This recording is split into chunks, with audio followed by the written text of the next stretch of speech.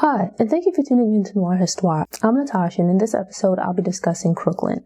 Crooklyn is the story of a girl, Troy, who's growing up in Brooklyn, the only girl in a family with 4 brothers. Troy falls somewhere in the middle of the birth order with older and younger siblings. Her parents and siblings add to the story, as do the neighbors and neighborhood kids, but the movie is really about Troy coming of age as a black girl from a lower middle class family in Brooklyn. We see her family experience highs and lows as they all undergo life changes over the course of a summer. Crooklyn is a Spike Lee film that, upon watching, I realized I might need to revisit a few of his films. Somehow, I was under the impression that I'd seen the movie before and didn't particularly care for it. And this is with the caveat that I find that Spike Lee's movies can be kind of hit or miss for me, where there are some of his films from the early 90s during what could be argued as his heyday that are highly regarded, but I just don't really care for. I just don't think they're great. And then there are other films from that period that I actually really enjoy. And overall, I pretty much love all of his documentaries. I love Spike Lee as a documentary filmmaker. But what I'm realizing is that there are quite a number of films that I'm under the impression of having watched, but either, I guess, if I did watch them before, I didn't watch them closely enough. I might have watched them, but not seen them in their entirety. I might have just seen, a few scenes or something like that, or caught it while it was already underway, showing on TV or someone else watching it. So really just clips, bits and pieces. So while I have ideas about how I feel about the film and what I think about the film, upon rewatching it now, my views are actually quite different. And as well, part of this could just be that some of these films in the years past when I watched them, I might have been a kid. I might have been maybe a teenager. And so it's like just having had life experiences and gone through different things, now revisiting these films several years later and viewing them from an adult perspective, I see them differently. So I was under the impression that I had previously seen Crooklyn and didn't care for the movie. But upon sitting down to really watch the movie and truly give it a chance this time around, kind of putting aside what I thought were my views and opinions of the movie, I found that I actually really liked it. It made me very nostalgic in the sense of it takes place in Brooklyn, and having grown up in Brooklyn myself, where much of the movie takes place over the course of the summer, it reminded me very much of my own childhood growing up in Brooklyn. It felt especially nostalgic because the Brooklyn of my youth, like 1990s Brooklyn, when you go back now, because of gentrification and how much things have changed, the neighborhood has changed, the Brooklyn of my childhood is no longer there. And while this film takes place during the 70s, which was, obviously way before I was even born, before my childhood, it made me nostalgic because it still looked like the Brooklyn that I grew up in. The finer details, maybe with regards to the music that might have been playing on the streets when Troy was growing up versus when I was a kid growing up, those things might have changed, but the basics of the neighborhood and what it's like to be a kid in Brooklyn during the summer, those things, they didn't change. They don't change. And so in watching it, it really transported me back to my childhood. So Troy is growing up in Brooklyn with her 4 brothers. Her mother, Carolyn, is a school teacher, and her father... So Troy is growing up in Brooklyn with her 4 brothers. Her mother, Carolyn, is a school teacher, and her father, Woody, is a jazz musician. So the mom is played by Alfre Woodard. The dad is portrayed by Delroy Lindo. Pretty much a regular family. They're not wealthy. In actuality, they do have some financial issues, but they live in a regular neighborhood, pretty regular lives. I like these movies, right? I feel like they strike a better balance, where quite often you have with black films, TV shows, projects, and things like that, they tend to go towards the 2 extremes, where either black people are portrayed as being these poor people living in the projects, the ghetto or whatnot, and their lives are just like an absolute mess. Or to combat that, they then go to the other extreme where everyone's a millionaire, they're all rich, there's all this superficial stuff going on, who's jetting off to wherever, this kind of stuff. But the reality is that most people fall somewhere in between. Most people aren't dirt poor. Sure, you have some people who are, and their stories certainly deserve to be told. And you have some black people who are indeed very wealthy. So both perspectives, the story deserves to be told. But I also really believe that we need more movies to tell the story of just everyday regular black people. On a whole, I think we need a greater variety of stories to be told about black people. We're sure we can have stories about the extremes, but I think it's also important to have stories about the people in the middle. Just the everyday reality of Black people going about their lives. I get it. People will complain about slave narratives. And as I've explained in reviews about such movies, I think there's a place for them and certainly they should be made. But I also think we need a wide variety across like various walks of life, across the Black experience to be told. We need greater diversity, right? We need a more complete representation of the Black experience to be shared through our stories in film, television, books, and whatnot. And I feel like it's one of the things that's really missing. It's incredibly important. In dealing with this film, like I like movies that are just about regular everyday people, but at the same time, not like the same tropes over and over again, where it's not like, the stereotypical single mom, how are we going to get out the projects type thing. Not to say those stories shouldn't be told, but I feel like there's an overrepresentation of them. So one of the things that I really enjoyed about Crooklyn is that it's like a brief moment, right? The summer in the life of this child, this coming of age story about a young girl growing up in Brooklyn with her brothers, which is something that we don't really get, or at least not very often. Not really coming of age stories about Black kids. You get mainstream or white movies about like white kids, but not really Black kids. Quite often when stories are told about Black youth, it's about dealing with gangbangers. Not to say those things don't happen, but they're also just like regular Black kids living regular Black lives, right? Just everyday stuff, kids doing just stupid king things.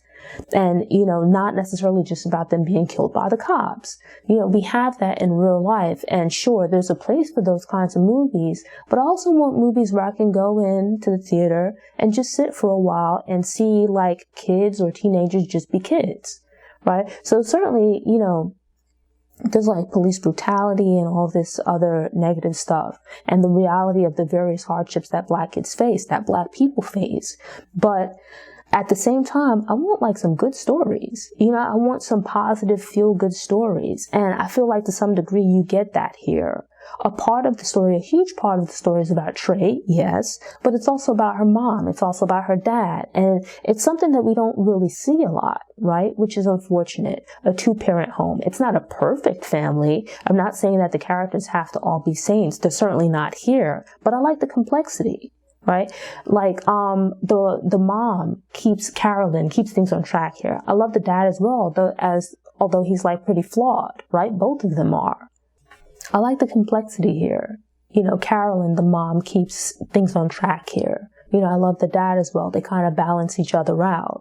The mom is kind of in control and the disciplinarian and stuff like that. The dad brings some fun into the mix, right?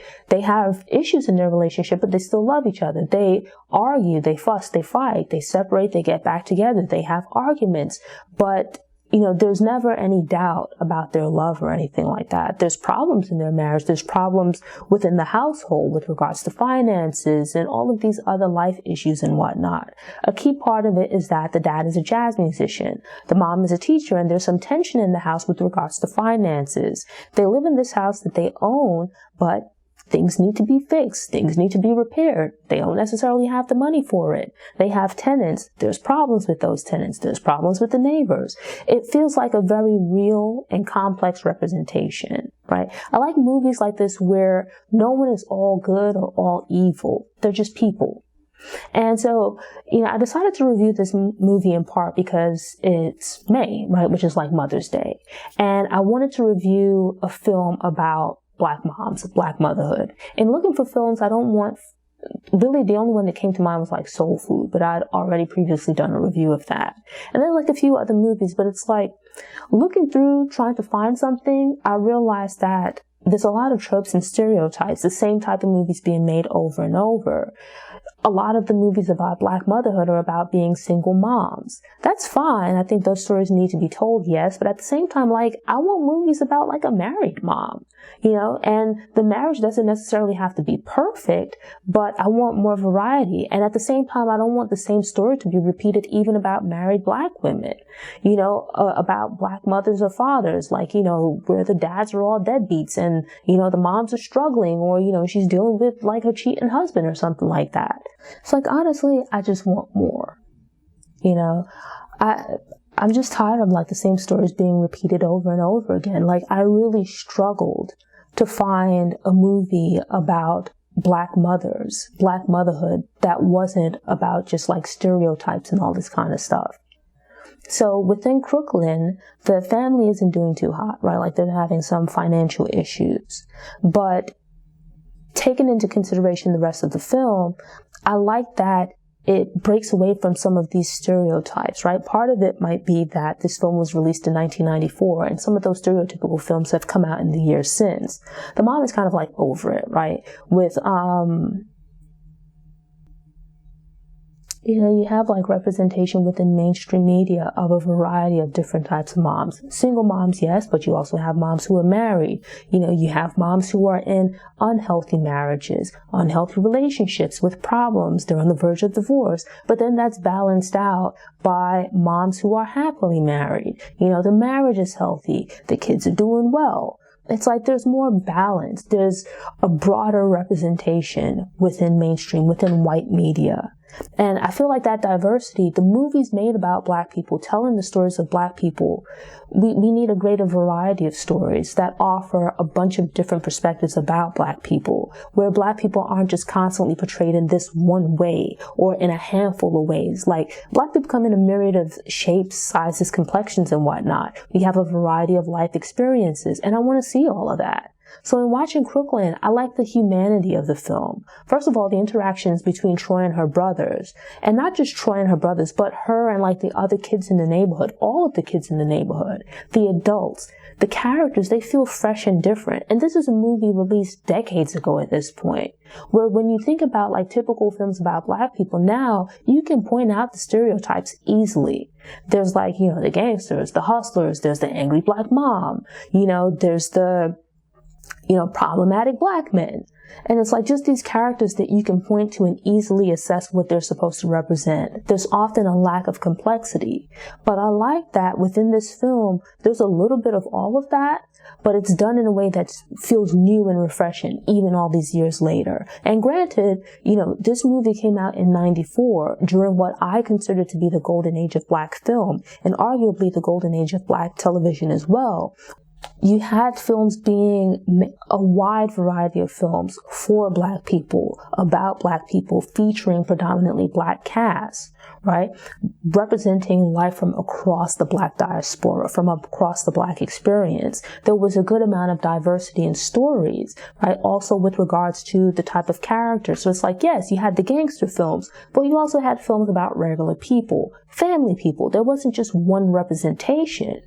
So it's like I found this story to be incredibly refreshing. Watching it on a personal level specific to me, I really enjoyed getting this peek back into life in Brooklyn, where as a kid growing up, I certainly did not grow up with this many kids in my household, so that wasn't my experience. But I related to Troy's experience of being a young black girl growing up in Brooklyn, out on the stoop during the summer kind of stuff. I ended up watching it because I remember going to the corner store as a kid. And I didn't steal. Like, Troy had sticky fingers like nobody's business. But I remember the experience of going to the corner store, getting ices, various snacks, like, your summertime snack, and having my day planned out as far as the whole bunch of nothing that I was going to do, being out in front of my building and whatnot. Because growing up in Brooklyn, I grew up in an apartment. Troy and her siblings were growing up in a house. I didn't live in a house until I got older. And this thing of during the summer, not wanting to be cooped up in the house, especially because at that time, a lot of people didn't have AC. So it's like, as kids, you go outside to play.